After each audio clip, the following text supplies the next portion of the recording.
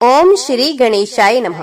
आप सभी को आषाढ़ कृष्ण गणेश संकष्टी चतुर्थी व्रत की हार्दिक शुभकामनाएं। आज की वीडियो में आप सुनेंगे गणेश संकष्टी चतुर्थी व्रत की पौराणिक कथा। पार्वती जी ने भगवान गणेश से पूछा, हे वत्स, आषाढ़ कृष्ण चतुर्थी बहुत ही शुभदायिनी कही गई है, आप उसका विधान बताइए। इस मास के गणेश जी का नाम क्या है और उनकी पूजा किस प्रकार करनी चाहिए? गणेश जी ने उत्तर दिया कि हे माता, पूर्व काल में इसी प्रश्न को युधिष्ठिर ने पूछा था और उन्हें भगवान श्री कृष्ण ने जो उत्तर दिया था मैं उसको बतला रहा हूँ, आप सुनिए। श्री कृष्ण ने कहा कि हे राजन, गणेश जी की प्रीतिकारक विघ्ननाशक पुराण इतिहास में वर्णित कथा को कह रहा हूँ, आप सुनिए। हे कुंती पुत्र, आषाढ़ कृष्ण चतुर्थी के गणेश जी का नाम लंबोदर है। उनका पूजन पूर्व वर्णित विधि से करें। हे महाराज, द्वापर युग में महिष्मती नगरी का महिचित नामक राजा था। वे बड़ा ही पुण्यशील और प्रतापी राजा था। वे अपनी प्रजा का पालन पुत्रवत करता था, किंतु संतान विहीन होने के कारण उसे राजमहल का वैभव अच्छा नहीं लगता था।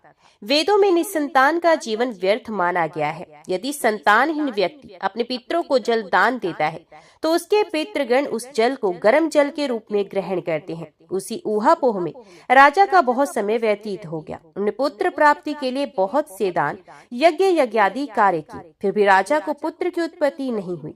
जवानी ढल गई और बुढ़ापा आ गया, किंतु वंश वृद्धि ना हुई। तदंतर राजा ने विद्वान ब्राह्मणों और प्रजाजनों से इस संदर्भ में परामर्श किया। राजा ने कहा कि हे ब्राह्मणों तथा प्रजाजनों, हम तो संतानहीन हो गए, अब मेरी क्या गति होगी? मैंने जीवन में तो किंचित भी पाप कर्म नहीं किया। मैंने कभी अत्याचार द्वारा धन संग्रह नहीं किया। मैंने तो सदैव प्रजाओं का पुत्रवत पालन किया तथा धर्म आचरण द्वारा ही पृथ्वी का शासन किया। मैंने चोर डाकू को दंडित किया, इष्ट मित्रों के भोजन की व्यवस्था की, गो ब्राह्मणों का हित चिंतन करते हुए शिष्ट पुरुषों का आदर सत्कार किया। फिर भी हे ब्राह्मणों, मुझे अब तक पुत्र न होने का क्या कारण है? विद्वान ब्राह्मणों ने कहा कि महाराज, हम लोग वैसा ही प्रयत्न करेंगे जिससे आपके वंश की वृद्धि हो। इस प्रकार कहकर सब लोग युक्ति सोचने लगे। सारी प्रजाएं राजा के मनोरथ की सिद्धि के लिए ब्राह्मणों के साथ वन में चले गए। वन में जाकर वे लोग द्रुत गति से इधर उधर परिभ्रमण करने लगे। उन लोगों को उसी समय एक श्रेष्ठ मुनि के दर्शन हुए। वे मुनिराज निराहार रहकर तपस्या में लीन थे। ब्रह्मा जी के समान वे आत्मजित, क्रोधजित तथा सनातन पुरुष थे। संपूर्ण वेद विशाल, दीर्घायु, अनंत एवं अनेक ब्रह्म ज्ञान संपन्न वे महात्मा थे। उनका निर्मल नाम लोमश ऋषि था। प्रत्येक कल्पांत में उनके एक एक रोम पतित होते थे, इसलिए उनका नाम लोमश ऋषि पड़ गया। ऐसे त्रिकालदर्शी महर्षि लोमश के उन लोगों ने दर्शन किए। सब लोग उन तेजस्वी मुनि के पास गए। उचित अभ्यर्थना एवं प्रणाम आदि के अनंतर सभी लोग उनके समक्ष खड़े हो गए। मुनि के दर्शन से सभी लोग प्रसन्न होकर परस्पर कहने लगे, हम लोगों को सौभाग्य से ही ऐसे मुनि के दर्शन हुए हैं। इनके उपदेश से हम सभी का मंगल होगा। ऐसा निश्चय कर उन लोगों ने मुनिराज से कहा। जनता कहने लगी, हे ब्रह्म ऋषि, हम लोगों के दुख का कारण सुनिए। अपने संदेह के निवारण के लिए हम लोग आपके शरणागत हुए हैं। हे भगवान, आप कोई उपाय बताइए। हे स्वामी, आप जैसे महात्मा को पाकर हम लोग किसी अन्य व्यक्ति से क्या कहें? आप ब्राह्मण एवं ऋषियों में श्रेष्ठ हैं। आपके बढ़कर कोई दूसरा पुरुष नहीं दिख रहा। महर्षि लोमश ने पूछा, सज्जनों, आप लोग यहाँ किस अभिप्राय से आए हो? मुझसे आपका क्या प्रयोजन है? स्पष्ट रूप से कहिए, मैं आपके सभी संदेहों का निवारण करूंगा। हम आपके कल्याण की भावना रखते हैं। तपस्वियों की तपस्या केवल परोपकार के लिए ही होती है। प्रजाजनों ने उत्तर दिया, हे द्विश्रेष्ठ, हम लोग जिस महान कार्य की सिद्धि के लिए यहाँ आए हैं उसे सुनिए। हम महिष्मती नगरी के निवासी हैं। हमारे राजा का नाम महिजत है। वे राजा ब्राह्मणों का रक्षक, धर्मात्मा, दानवीर, शूरवीर एवं मधुरभाषी है।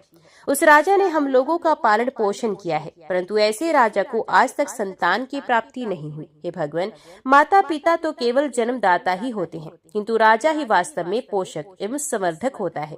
उसी राजा के निमित्त हम लोग ऐसे गहन वन में आए हैं। हे महर्षि, आप कोई ऐसी युक्ति बताइए जिससे राजा को संतान की प्राप्ति हो, क्योंकि ऐसे गुणवान राजा को कोई पुत्र ना हो, ये बड़े दुर्भाग्य की बात है। हम लोग परस्पर विचार विमर्श करके इस गंभीर वन में आए हैं।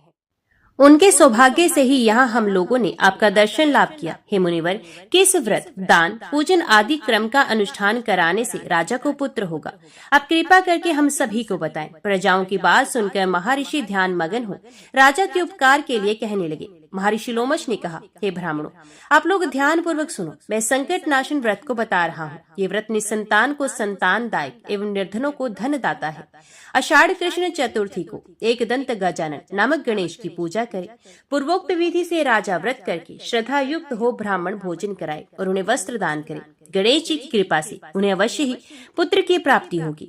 महर्षि लोमश की ये बात सुनकर सभी लोग करबद्ध होकर उठ खड़े हुए। नतमस्तक होकर दंडवत प्रणाम करके सभी लोग नगर में लौट गए। वन में घटित सभी घटनाओं को प्रजाजनों ने राजा से बताया। पूर्वजनों की बात सुनकर सम्मानकारी विमल बुद्धिकारी राजा बहुत ही प्रसन्न हुए और उन्होंने श्रद्धा भक्ति से विधिवत गणेश चतुर्थी का व्रत करके ब्राह्मणों को भोजन वस्त्र आदि का दान दिया। रानी सुदक्षिणा की गर्भाधान संस्कार के अनंतर ही श्री गणेश जी की कृपा से राजा को सुंदर और सुलक्षण पुत्र की प्राप्ति हुई। राजा ने संपूर्ण नगर वासियों को संतुष्ट करके पुत्रोत्सव मनाया। राजा महिजित ने ब्राह्मणों को धन देकर तृप्त किया। श्री कृष्ण जी कहते हैं कि हे राजन, इस व्रत का ऐसा ही प्रभाव है। जो व्यक्ति इस व्रत को श्रद्धावंत होकर करेंगे वे समस्त सांसारिक सुख के अधिकारी होंगे।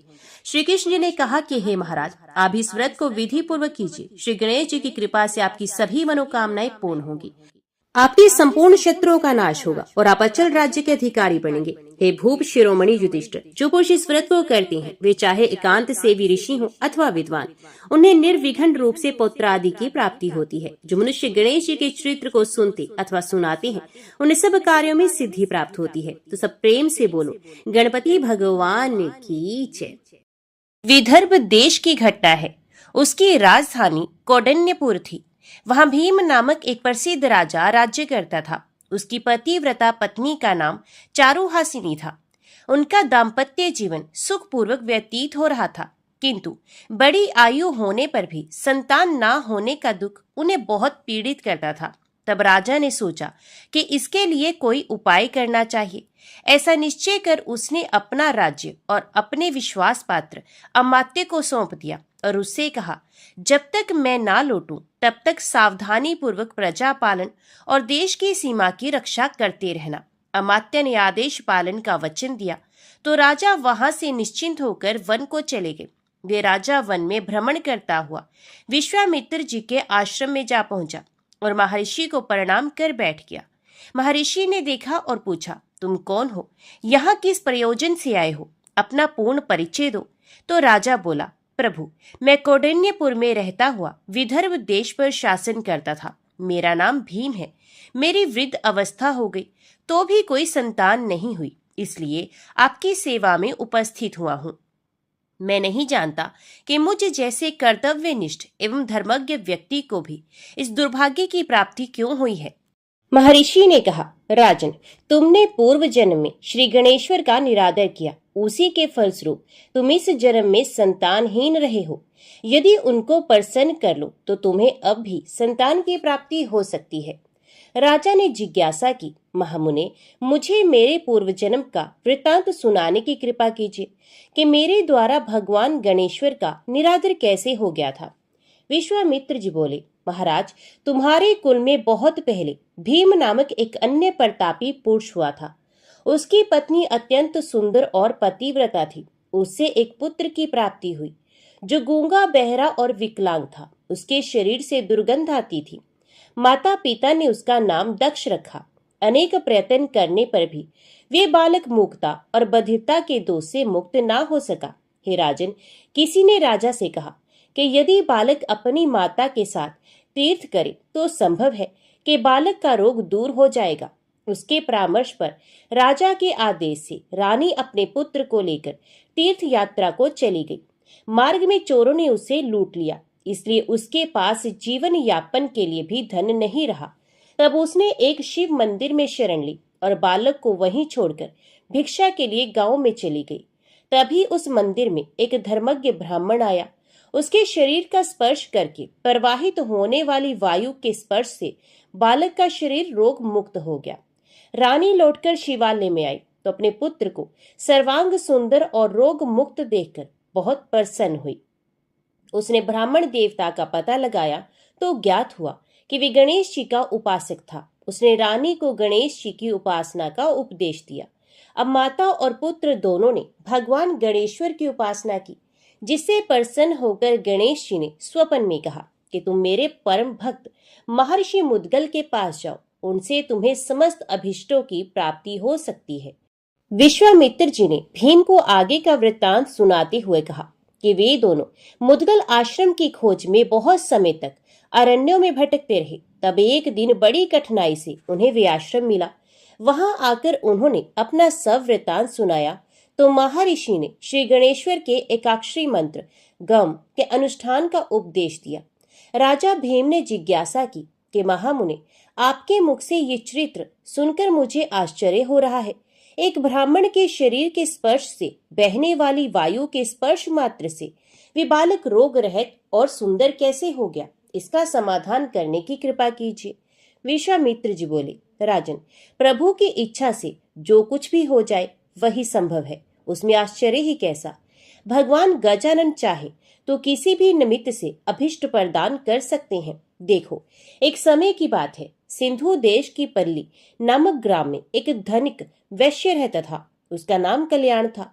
एक दिन वे वणिक पुत्र अपने मित्रों के साथ वन में गया। वहां एक ऐसी शिला देखी जिस पर कोई मूर्ति सी अंकित थी। उन्होंने उसे गणेश्वर नाम देकर पूजन आरंभ किया और सबने मिलकर वहां एक मंडप बनाकर उत्सव मनाने की आयोजना की।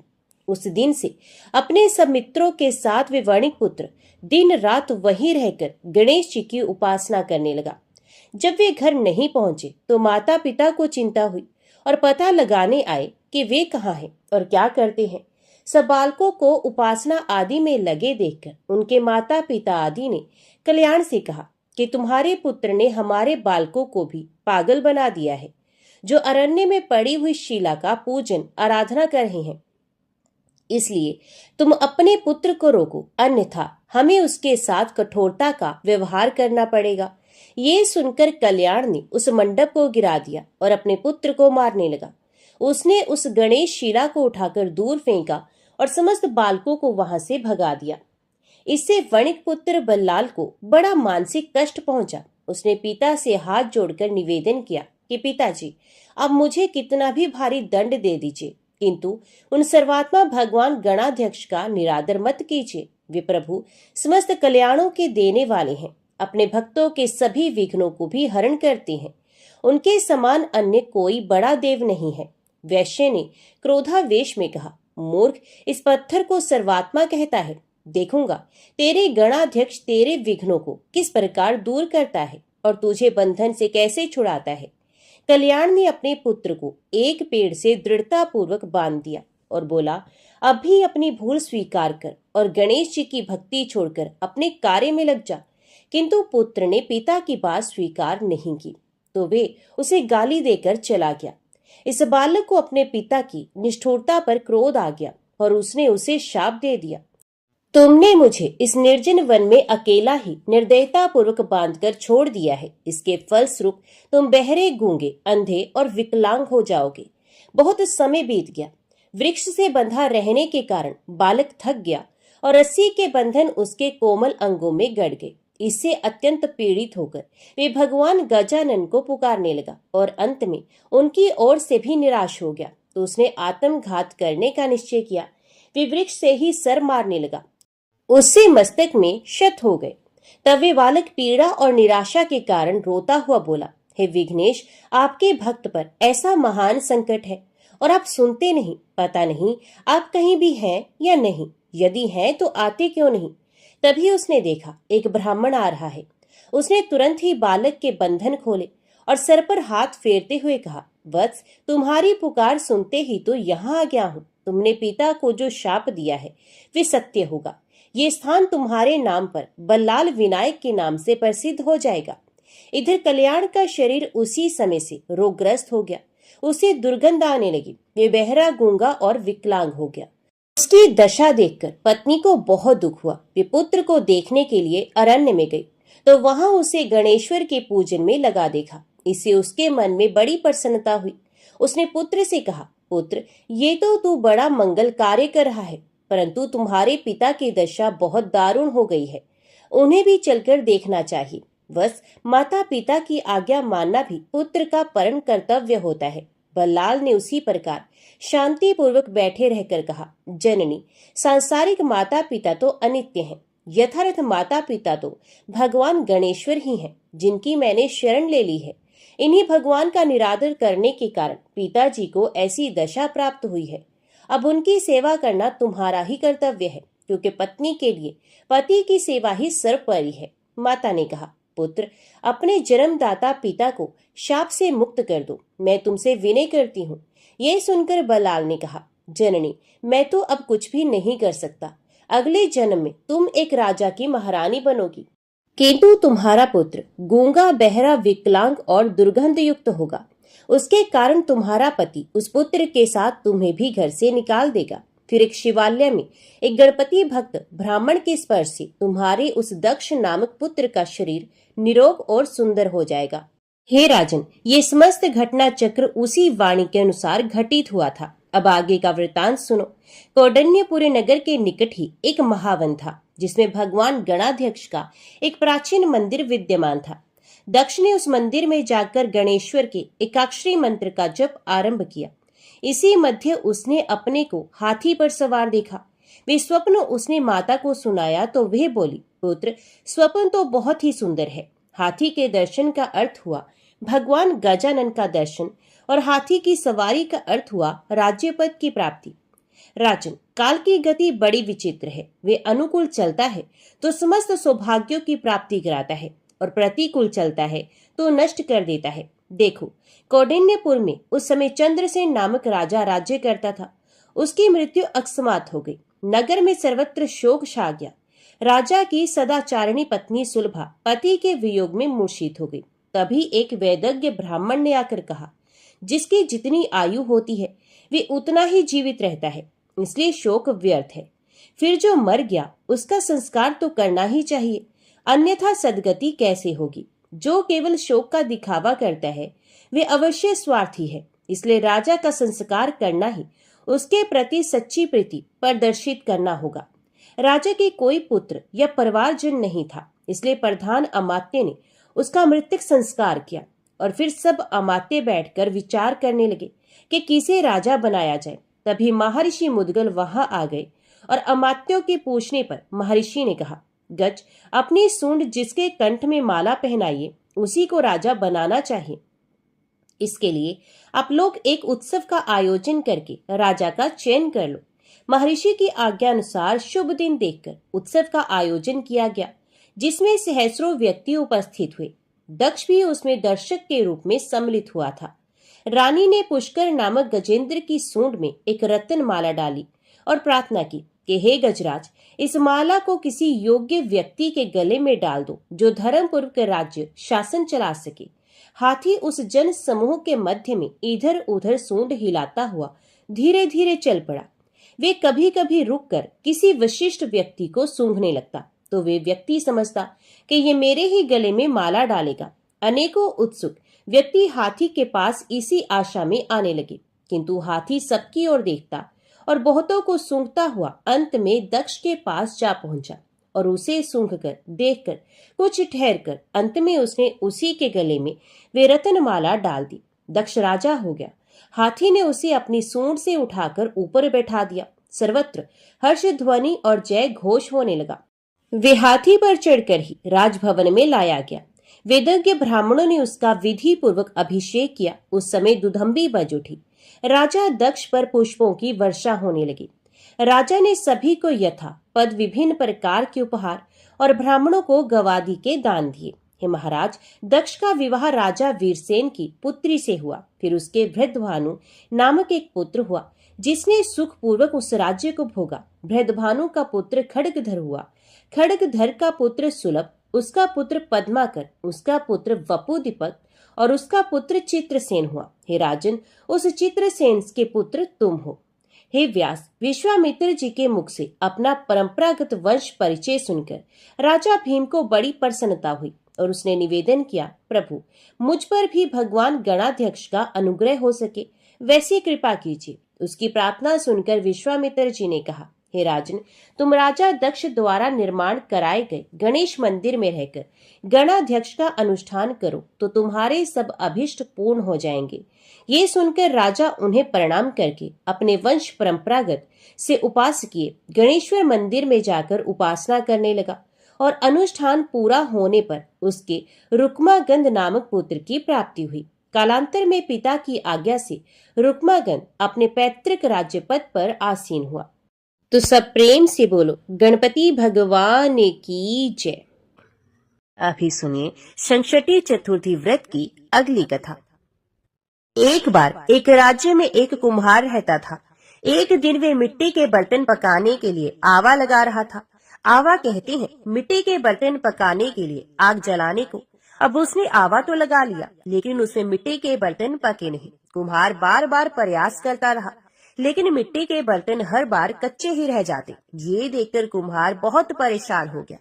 वे राजा के पास गया। तब राजा ने राज पुरोहित को बुलाकर कोई उपाय सुलझाने के लिए कहा। थोड़ी देर तक सोचने के बाद राज पुरोहित ने कहा कि महाराज, यदि हर दिन गांव के एक एक घर से एक एक बच्चे की बलि दी जाए तो रोज आवा नहीं लगेगा। राजा ने आज्ञा दे दी कि पूरे नगर से हर दिन एक बच्चे की बलि दी जाएगी। कई दिनों तक ऐसा ही चलता रहा। हर घर से एक बच्चे की बलि दी जाती रही और फिर एक बुढ़िया के घर की बारी आई। लेकिन उसके बुढ़ापे का एकमात्र सहारा उसका अकेला बेटा अगर बलि चढ़ जाएगा तो फिर बुढ़िया का क्या होगा। ये सोचकर बेचारी बुढ़िया बहुत परेशान हो गई। उसने संकट की सुपारी और धूप अपने बेटे को दी। कहा, जा बेटा, संकटा माता तुम्हारी रक्षा करेंगी। ये खुद माता संकटा का ध्यान करने लगी।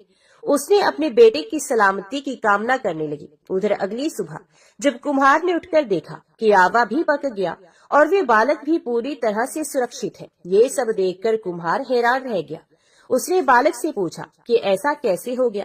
तब बालक बताने लगा कि उसकी माँ हर बार नियम से संकट चौथ और महीने में पड़ने वाली चतुर्थी का व्रत किया करती है। संकटा माता की कृपा से इसी कारण वे जीवित बच गया है। और फिर संकटा माता की कृपा से नगर के वे अन्य सभी बालक जिनकी बलि दी गई थी वो सभी भी दोबारा जी उठे। पौराणिक मान्यताओं के अनुसार उसी दिन से खासकर संकट चौथ के दिन माएं अपने बेटों की लंबी उम्र की कामना से भगवान गणेश की पूजा और व्रत करती हैं। अब सुनिए संकट चौथ के दिन सुनी जाने वाली देवरानी और जेठानी की कथा।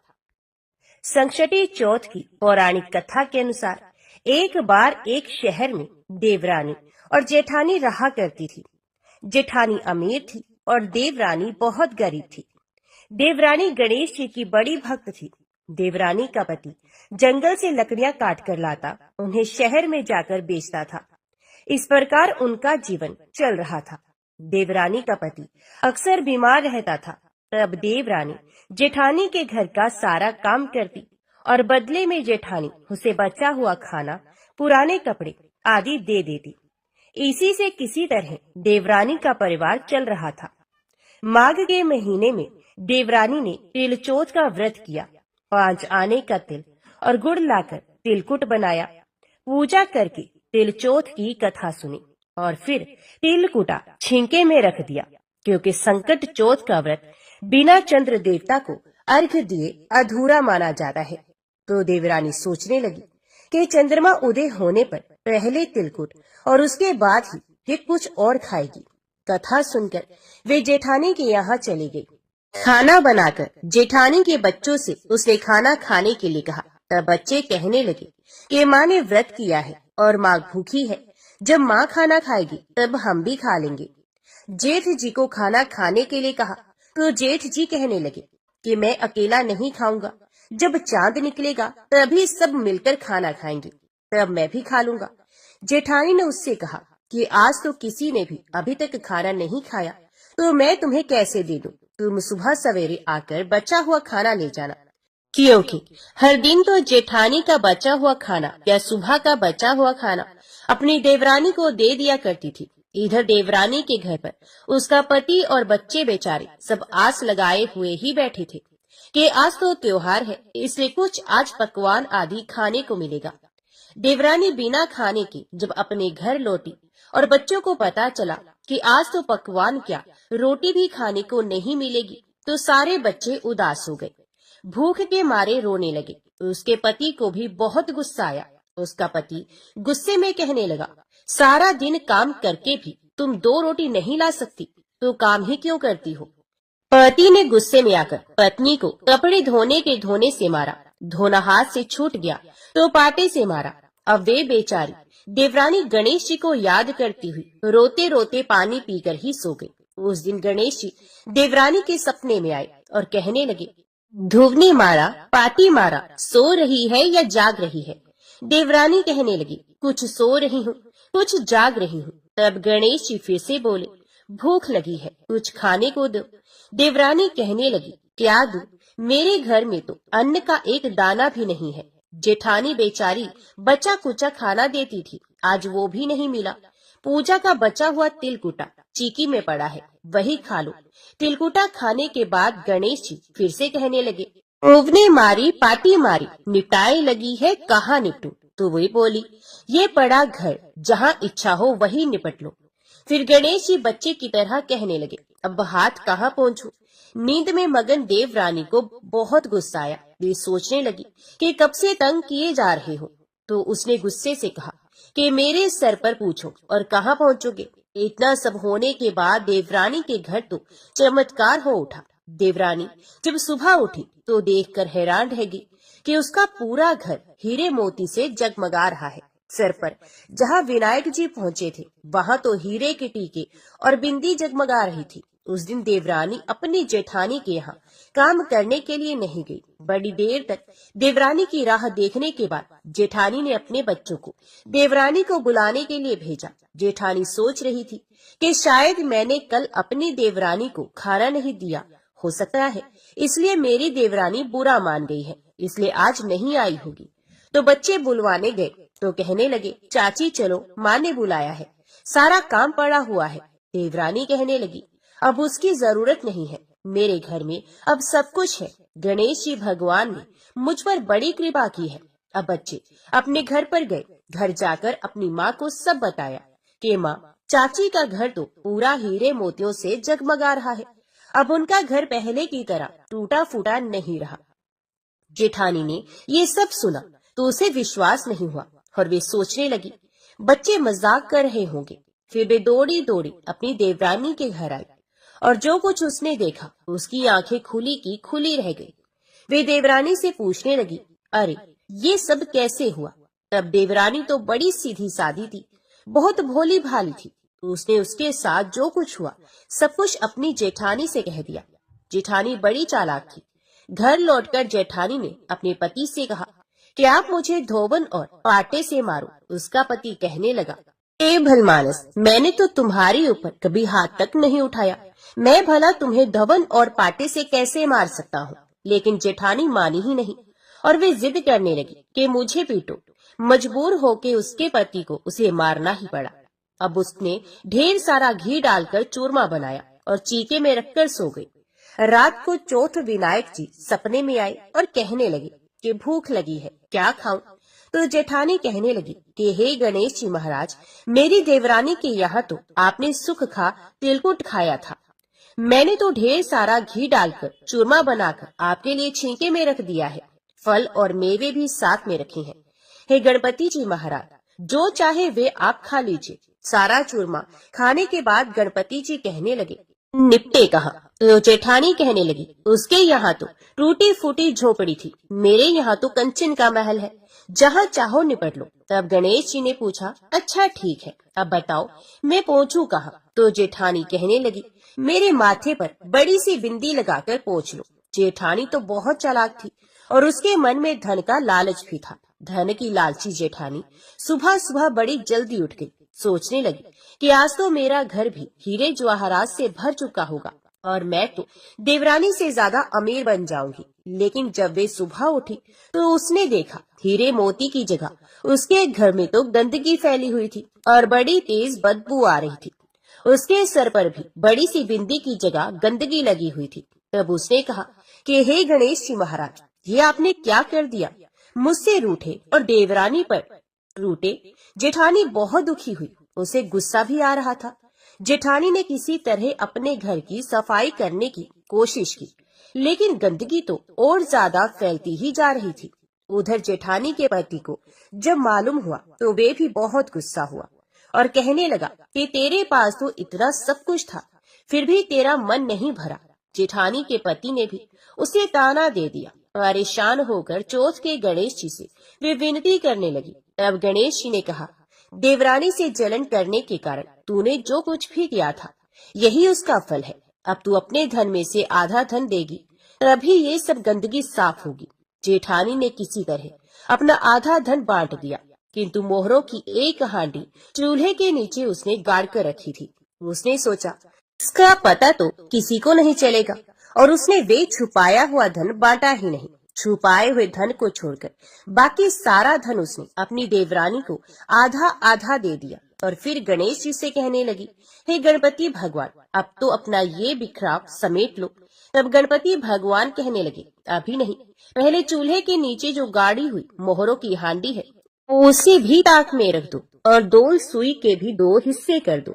इस प्रकार गजानन ने बाल स्वरूप में आकर सुई जैसी छोटी से छोटी चीज का भी बंटवारा करवा दिया और इसके बाद ही अपनी माया समेटी। माया समेट ही जेठानी के घर जो गंदगी फैली हुई थी वे भी दूर हो गई और जेठानी को उसके लालच का सबक भी मिल गया। हे गणपति महाराज, जैसे ही आपने देवरानी पर कृपा की, वैसे ही कथा को सुनने वाले सभी भक्तों पर करना, किंतु जैसी सजा जेठानी को दी वैसी किसी को मत देना। तो बोलो गणपति भगवान की जय। माघ कृष्ण गणेश चतुर्थी की पौराणिक व्रत कथा के अनुसार पार्वती जी ने एक बार गणेश जी से पूछा कि हे वत्स, माघ महीने में किस गणेश की पूजा करनी चाहिए तथा इसका क्या नाम है? उस दिन पूजन में किस वस्तु का नैवेद्य अर्पित करना चाहिए और क्या आहार ग्रहण करना चाहिए? इसे आप सविस्तार बतलाने की कृपा करें। गणेश जी ने कहा कि हे माता, माघ में भालचंद्र नामक गणेश की पूजा करनी चाहिए। इनका पूजन षोडशोपचार विधि से करना चाहिए। हे माता पार्वती, इस दिन तिल के 10 लड्डू बना लें, 5 लड्डू देवता को चढ़ाए और शेष 5 ब्राह्मण को दान में दें। ब्राह्मण की पूजा भक्ति पूर्वक करके उन्हें दक्षिणा देने के बाद उन 5 लड्डुओं को उन्हें प्रदान कर दे। हे देवी, तिल के 10 लड्डुओं का स्वयं आहार करें। इस संबंध में मैं आपको राजा हरिश्चंद्र का वृतांत सुनाता हूँ। सतयुग में हरिश्चंद्र नामक एक प्रतापी राजा हुए थे। वे शास्त्र धर्म में पटु, सरल स्वभाव, सत्यनिष्ठ और विद्वान ब्राह्मणों के पूजक थे। हे देवी, उनके शासन काल में अधर्म नाम की कोई वस्तु नहीं थी। उनके राज्य में कोई अपाहिज, दरिद्र या दुखी नहीं था। सभी लोग आधी व्याधि से रहित एवं दीर्घायु होते थे। उन्हीं के राज्य में एक ऋषि शर्मा नामक तपस्वी ब्राह्मण रहते थे। एक पुत्र की प्राप्ति होने के बाद ही वे स्वर्गवासी हुए। पुत्र का भरण पोषण उनकी पत्नी करने लगी। वे विधवा ब्राह्मणी भिक्षाटन के द्वारा पुत्र का पालन पोषण करती थी। उस ब्राह्मणी ने माघ मास की संकटा चतुर्थी का व्रत किया। वे पतिव्रता ब्राह्मणी गोबर से गणेश जी की प्रतिमा बनाकर सदैव पूजन किया करती थी। हे पार्वती, भिक्षाटन के द्वारा ही उसने पूर्वोक्त रीति से तिल के 10 लड्डू बनाए। इसी बीच उसका पुत्र गणेश जी की मूर्ति अपने गले में बांधकर स्वे इच्छा से खेलने के लिए बाहर चला गया। तब एक नर पिशाच कुम्हार ने उस ब्राह्मणी के 5 वर्षीय बालक को जबरन पकड़कर अपने आवों में छोड़कर मिट्टी के बर्तनों को पकाने के लिए उसमें आग लगा दी। इधर उसकी माता अपने बच्चे को ढूंढने लगी। उसे ना पाकर वे बड़ी व्याकुल हुई।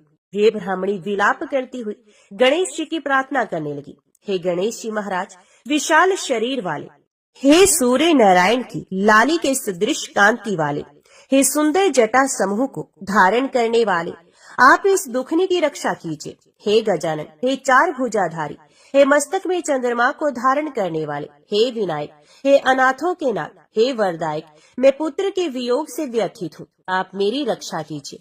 वे ब्राह्मणी इसी प्रकार आधी रात तक विलाप करती रही। प्रातः काल होने पर कुम्हार अपने पके हुए बर्तनों को देखने के लिए आया। जब उसने आवा खोल के देखा तो उसमें जांघ भर पानी जमा हुआ पाया। और इससे भी अधिक आश्चर्य उसे जब हुआ कि उसमें बैठे हुए एक खेलते हुए बालक को देखा। ऐसी अद्भुत घटना देखकर वे भयवश कांपने लगा और इस बात की सूचना उसने राज दरबार में दी। उसने राज्य सभा में अपने कुकृत्य का वर्णन किया। कुम्हार ने कहा कि हे महाबाहु, ए प्रज्वलित अग्नि के समान तेजवान, हे महाराज हरिश्चंद्र, मैं अपने दुष्कर्म के लिए वध के योग्य हूँ। उसने आगे कहा, हे महाराज, कन्या के विवाह के लिए मैंने कई बार मिट्टी के बर्तन पकाने के लिए आवा लगाया है, परंतु मेरे बर्तन कभी भी नहीं पके और सदैव कच्चे ही रह गए। तब मैंने भयभीत होकर एक तांत्रिक से इसका कारण पूछा, तो उसने कहा कि चुपचाप किसी लड़के की तुम बलि चढ़ा दो, तुम्हारा आवा पक जाएगा। मैंने सोचा कि मैं किसके बालक की बलि दूं? जिसके बालक की बलि दूंगा वे मुझे क्यों कर जीवित छोड़ेगा। इसी भय से हे महाराज, मैंने दृढ़ निश्चय किया कि इसे ही बैठाकर आग लगा दूंगा। मैंने अपनी पत्नी से परामर्श भी किया कि ऋषि शर्मा ब्राह्मण मृत हो गए हैं, उनकी विधवा पत्नी भीख मांगकर अपना गुजारा करती है। अरे वे लड़की को लेकर क्या करेगी? मैं यदि उसके पुत्र को बलि दे दूं तो मेरे बर्तन भी पक जाएंगे। मैं इसे जघन्य गर्म को करके रात में निश्चिंत होकर सो गया था। प्रातः जब मैंने आंवा खोलकर देखा तो क्या देखता हूँ कि उस लड़के को मैं जिस स्थिति में बैठाकर गया था वे उसी तरह निर्भय भाव से बैठा है और उसमें जांघ भर पानी भरा हुआ है। इस भयावह दृश्य से मैं कांप उठा और इसकी सूचना देने आपके पास आया हूँ। कुम्हार की बात सुनकर राजा बहुत ही विस्मित हुए और उस लड़के को देखने के लिए आए। बालक को प्रसन्नता पूर्वक खेलते देखकर मंत्री से राजा ने कहा कि ये क्या बात है, ये किसका लड़का है? इस बात का पता लगाओ। इस आवे में जांघ भर जल कहाँ से आया? इसमें कमल के फूल कहाँ से खिल गए? इस दरिद्र कुम्हार के आवे में वैदूर्य मणि के समान हरी हरी दूब कहाँ से उगाई? बालक को ना तो आग की जलन हुई, ना तो इसे भूख प्यास ही लगी। ये आवे में भी वैसा ही खेल रहा है मानो अपने घर में खेल रहा हो। राजा इस तरह की बात कह ही रहे थे कि वे ब्राह्मणी वहाँ बिलखती हुई आ पहुंची। वे कुम्हार को कोसने लगी। जिस प्रकार गाय अपने बछड़े को देखकर रंभाती है, ठीक वही अवस्था उस बुढ़िया की भी थी। वे बुढ़िया बालक को गोद में लेकर प्यार करने लगी और कांपती हुई राजा के सामने बैठ गई। राजा हरिश्चंद्र ने पूछा कि हे ब्राह्मणी, इस बालक के ना जलने का क्या कारण है? क्या तू कोई जादू जानती है अथवा तूने कोई धर्म आचरण किया है जिसके कारण बच्चे को आंच तक नहीं आई? राजा की बात सुनकर ब्राह्मणी ने कहा कि हे महाराज, मैं कोई जादू नहीं जानती और ना तो कोई धर्म आचरण, तपस्या, योग, दान आदि की प्रक्रिया ही जानती हूँ। हे राजन, मैं तो संकट नाशक गणेश चतुर्थी का व्रत करती हूँ। उसी व्रत के प्रभाव से मेरा पुत्र जीता जागता बच गया है। ब्राह्मणी की बात सुनकर राजा ने कहा कि मेरे राज्य की संपूर्ण जनता इस संकट नाशक गणेश चतुर्थी का व्रत करे, इसमें मेरी पूर्ण सम्मति है। राजा ने उसकी परिक्रमा करते हुए कहा कि हे पतिव्रते, तू धन्य है। राजा ने संपूर्ण नगर वासियों को गणेश जी का व्रत करने का आदेश दे दिया। इस आश्चर्यजनक घटना के कारण सभी लोग उस दिन से प्रत्येक मास की गणेश चतुर्थी का व्रत करने लगे। इस व्रत के प्रभाव से ब्राह्मणी ने अपने पुत्र के जीवन को पुण्य पाया था। इतना कहने के बाद श्री कृष्ण ने कहा कि हे युधिष्ठिर, आप भी सर्वोत्तम व्रत कीजिए। इस व्रत के प्रभाव से आपकी सभी कामनाएं पूर्ण होंगी। आप मित्रों, पुत्रों और पौत्रों को सुख देने वाले साम्राज्य को प्राप्त कर सकेंगे। हे महाराज, जो लोग इस व्रत को करेंगे उन्हें पूर्ण सफलता मिलेगी। भगवान श्री कृष्ण की बात से युधिष्ठिर बहुत प्रसन्न हुए और माघ कृष्ण गणेश चतुर्थी का व्रत करके निष्कंटक राज्य भोगने लगे। तो बोलो गणपति भगवान की जय। पौराणिक कथा के अनुसार एक गांव में एक सेठ सेठानी थे। उनके एक बेटे और एक बहू थी। बहू सबको भोजन कराके फिर स्वयं भोजन करती थी। एक पड़ोसन ऐसी भी थी जो रोज पूछती थी कि बहू आज क्या बनाया है, क्या खाया है? तो बहू कहती ठंडो बासी। एक दिन उसके पति ने ऐसा सुनकर विचार किया कि आज तो पकवान बनाए जाए, फिर देखें कि मेरी पत्नी क्या कहती है। उसने तरह तरह के पकवान बनवाए और घर के सभी लोगों ने एक साथ बैठकर भोजन किया। आज भी पड़ोसन ने पूछा तो बहू ने कहा कि ठंडो बासी। सेठ के लड़के ने सोचा हो न हो कोई बात अवश्य है जिससे कि मेरी पत्नी ऐसा कहती है। उसने पत्नी से पूछा तुम रोज ठंडो बासी खाया ऐसा क्यों कहती हो, जबकि हम सब ने एक साथ बैठकर कई तरह के पकवान खाए हैं। उसकी पत्नी बोली हम जो खा रहे हैं वे बाप बूढ़ों की कमाई है। जिस दिन आप कमाकर लाओगे उस दिन मैं समझूंगी कि ताजा भोजन कर रहे हैं। अब एक दिन लड़के ने माँ से कहा, मैं एक बड़े शहर में कमाई करने जा रहा हूँ। तो माँ बोली, बेटा, अपने पास इतना धन है कि खाया नहीं खत्म होगा। माँ के मना करने पर भी बेटी ने स्वयं कमाने का दृढ़ निश्चय कर लिया और जाते समय पत्नी से कहा, मैं जब तक कमाकर बहुत सा धन लेकर ना आऊं, तुम चूल्हे की आग मत बुझने देना। एक दिन चूल्हे की आग बुझ गई तो वे मन ही मन घबराने लगी, कहीं मेरे पति पर संकट तो नहीं आ पड़ा। जल्दी से पड़ोस में से आग लाकर चूल्हे में रख दूं। ऐसा विचार करके पत्नी पड़ोस में गई। वहाँ पड़ोसन चौथ माता का व्रत और पूजन कर रही थी। पड़ोसन ने कहा, थोड़ी देर में आकर ले जाना। तो बहू ने पड़ोसन से पूछा, आप यह व्रत क्यों करती हैं? इससे क्या मिलता है? पड़ोसन ने कहा, चौथ माता के इस व्रत को करने से अन्न और लक्ष्मी मिलती है और अपनी मनोकामनाएं पूर्ण होती हैं। अब बहू भी चौथ माता का व्रत करने लगी। दीवार पर उसने चौथ माता का चित्र बनाया। उस दिन घी और गुड़ का चूरमा बनाकर रात्रि को चंद्रमा को अर्घ्य देकर उसने भोजन किया। ऐसा करते करते बहुत दिन हो गए। चौथ माता ने उस बहू के पति को सपना दिया कि शाहूकार का बेटा तू जागे की सोवे, तेरी पत्नी तुझे बहुत याद कर रही है। घर जाकर उसकी चिंता मिटा दे। तू दुकान खोलकर कंकु केसर का पगलिया बना के बैठ जाना। आज तेरा हिसाब किताब चुकता हो जाएगा। अब तो चौथ माता ने जैसा कहा था वैसा ही हुआ। उसने घर जाने की तैयारी की और गाड़ी भर के धन दौलत लेकर चल दिया।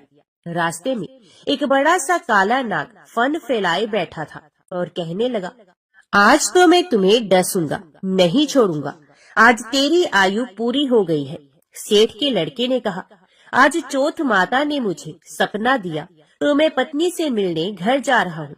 वहाँ मेरी पत्नी बहुत चिंता कर रही होगी। मैं उससे मिलकर जरूर आऊंगा, तब तुम मुझे डस लेना। नाग ने कहा, तुम शपथ पूर्वक कह के जाओ तो मैं तुम्हें जाने दूंगा, परंतु लौटकर नहीं आए तो तुम्हारे घर आकर मैं तुम्हें डस लूंगा। इस प्रकार सांप को वचन देकर वे घर पहुंचा। वहाँ सभी से हंसी खुशी से मिला और भोजन करने उदास होकर बैठ गया। उसकी पत्नी ने उदास होने का कारण पूछा तो पत्नी ने काले नाग वाली बात बताते हुए कहा कि यदि मैं उसके पास नहीं जाऊंगा तो वे घर आकर ही मुझे डस लेगा। पत्नी बहुत चतुर थी। उसने कहा कि आप घबराओ नहीं, लेट जाओ, मैं एक उपाय करती हूँ। पत्नी ने कमरे की 7 पेड़ी धोई। पहली पेड़ी पर रेत, दूसरी पेड़ी पर इत्र, तीसरी पेड़ी पर गुलाल फूल, चौथी पर कंकु केसर, 5वीं पर लड्डू पेड़ा, 6ठी पर गादी गलीचा और 7वीं पेड़ी पर दूध का कटोरा भरकर रख दिया। इस प्रकार वे 7 ही पेड़ी सजाकर बैठ गई। आधी रात होते ही नाग आकर पेड़ी चढ़ने लगा। पहली पेड़ी पर रेत में लौट गया और कहने लगा कि सेठ की बहू ने आराम तो बहुत दिया, पर वचनों से बनकर आया हूँ, सो डस ही लूंगा अवश्य ही। इसी प्रकार 7 पेड़ियों पर नाग आराम करता हुआ और कहता हुआ कि डसूंगा। जरूर कमरे में जाने ही वाला था कि चौथ माता ने विचार किया कि मैं इसे नहीं बचाऊंगी तो संसार में धर्म कर्म व्रत को कौन मानेगा। अब तो गणेश जी, चंद्रमा जी और चौथ माता ने उसे बचाने का विचार किया।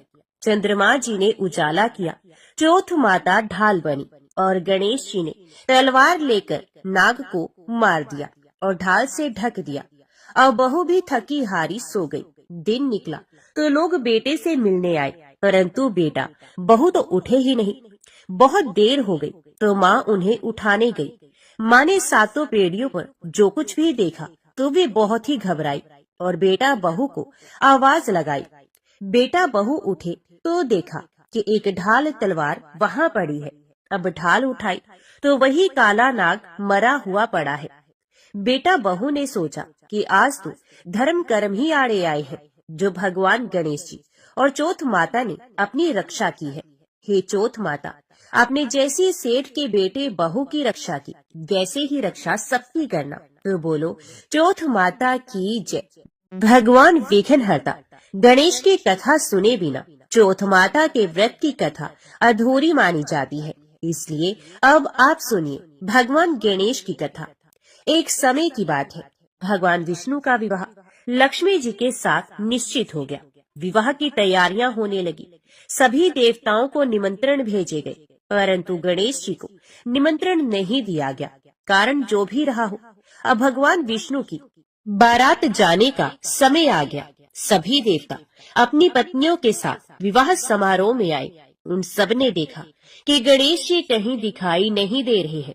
तब वे आपस में चर्चा करने लगे कि क्या गणेश जी को कोई न्योता नहीं दिया या स्वयं गणेश जी ही नहीं आए। सभी को इस बात पर आश्चर्य होने लगा। तभी सबने विचार किया कि भगवान विष्णु से ही इसका कारण पूछा जाए। विष्णु भगवान से पूछने पर उन्होंने कहा कि हमने गणेश जी के पिता भोलेनाथ महादेव को न्योता भेजा है। यदि गणेश जी अपने पिता के साथ आना चाहते हो तो आ जाते। अलग से न्योता देने की कोई आवश्यकता भी नहीं थी। दूसरी बात ये है कि उनको 1.25 मन मूंग, 1.25 मन चावल, 1.25 मन घी और 1.25 मन लड्डू का भोजन दिन भर में चाहिए। यदि गणेश जी नहीं आएंगे तो कोई बात नहीं, दूसरे के घर जाकर इतना सारा खाना पीना अच्छा भी नहीं लगता।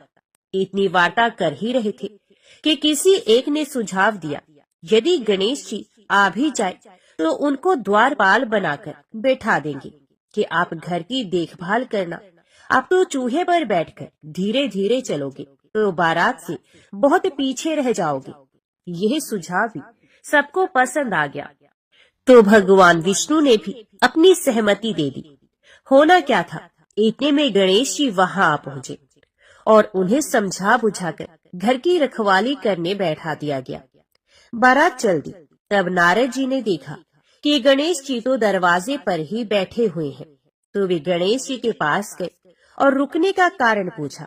गणेश जी कहने लगे कि भगवान विष्णु ने मेरा बहुत अपमान किया है।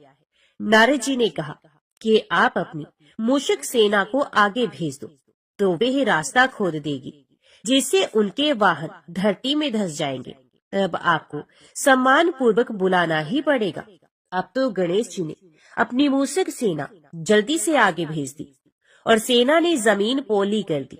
जब बारात वहां से निकली तो रथों के पहिए धरती में धंस गए। लाख कोशिश करने पर भी पहिए धरती से नहीं निकले। सभी ने अपने अपने उपाय किए, परंतु पहिए तो नहीं निकले, बल्कि जगह जगह से टूट गए। किसी की समझ में नहीं आ रहा था कि अब क्या किया जाए। अब तो नारद जी ने कहा, आप लोगों ने गणेश जी का अपमान करके अच्छा नहीं किया। यदि उन्हें मनाकर लाया जाए तो आपका कार्य सिद्ध हो सकता है और ये संकट टल सकता है। भगवान शंकर ने अपने दूत नंदी को भेजा और वे गणेश जी को लेकर आए। गणेश जी का आदर सम्मान के साथ पूजन किया गया। तब कहीं रथ के पहिए निकले। अब रथ के पहिए निकल तो गए, परंतु वे टूट फूट गए, तो उन्हें सुधारे कौन। पास के खेत में खाती काम कर रहा था, उसे बुलाया गया। खाती अपना कार्य करने के पहले श्री गणेशाय नमः कहकर गणेश जी की वंदना मन ही मन करने लगा। देखते ही देखते खाती ने सभी पहियों को ठीक कर दिया। तब खाती कहने लगा कि हे देवताओं, आपने सर्वप्रथम भगवान गणेश जी को नहीं मनाया होगा और ना ही उनका पूजन किया होगा, इसलिए तो आपके साथ ये संकट आया है। हम तो मूर्ख अज्ञानी हैं, फिर भी पहले गणेश जी को पूजते हैं, उनका ध्यान करते हैं। आप लोग तो देवतागण हैं, फिर भी आप गणेश जी को कैसे भूल गए। अब आप लोग भगवान श्री गणेश जी की जय बोलकर जाए तो आपके सब काम बन जाएंगे और कोई संकट भी नहीं आएगा। अब सभी को अपनी अपनी गलती का पश्चाताप हुआ और सबने भगवान गणेश जी की जय जयकार करते हुए और बारात वहां से चल दी और भगवान विष्णु का लक्ष्मी जी के साथ विवाह संपन्न करा के सभी सकुशल घर लौट आए। तो हे गणेश जी महाराज, आपने जैसे भगवान विष्णु के कार्य को सिद्ध किया, वैसे सभी के कार्य को सिद्ध करना। तो बोलो भगवान गणेश की जय।